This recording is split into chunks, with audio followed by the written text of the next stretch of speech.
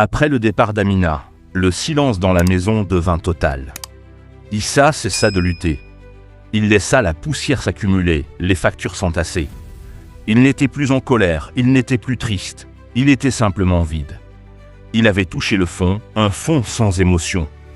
Puis un jour, poussé par un simple instinct de survie, il se leva. Il ne chercha pas à se venger ni à comprendre. Il commença à agir, méthodiquement. Il vendit la grande maison et tout ce qu'elle contenait. Il s'installa dans un petit appartement anonyme, dans un quartier où personne ne le connaissait. Il trouva un travail, pas un poste de cadre, un poste de gardien de nuit dans un entrepôt. Un travail solitaire, silencieux, où la seule compagnie était le bruit des néons et le passage des rondes. Les longues heures dans l'obscurité lui convenaient.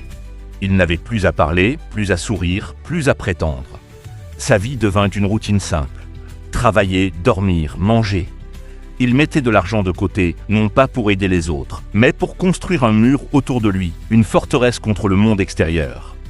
Il ne cherchait plus l'amitié, encore moins l'amour. La confiance était un luxe qu'il ne pouvait plus se permettre. Un soir, son téléphone vibra. C'était un message d'un numéro inconnu. Il reconnut la photo de profil Amina. Le message était court. « Issa, j'espère que tu vas bien. J'ai appris que tu avais déménagé. J'aimerais te parler. » Elle aussi avait connu des difficultés. La vie n'avait pas été aussi simple qu'elle l'espérait. Issa regarda le message pendant de longues minutes. Il n'y avait pas de haine dans son cœur, pas de désir de vengeance. Mais il n'y avait plus d'amour non plus. Il n'y avait rien. Lentement, il appuya sur l'écran, bloqua le numéro et effaça la conversation. Il n'avait pas pardonné. Il n'avait pas oublié. Il avait simplement tourné la page. Il avait appris à ne plus rien attendre de personne. Et dans ce vide, il avait trouvé une étrange forme de paix. La paix des forteresses vides. Merci d'avoir suivi l'histoire d'Issa. Abonnez-vous pour découvrir un nouveau destin la semaine prochaine.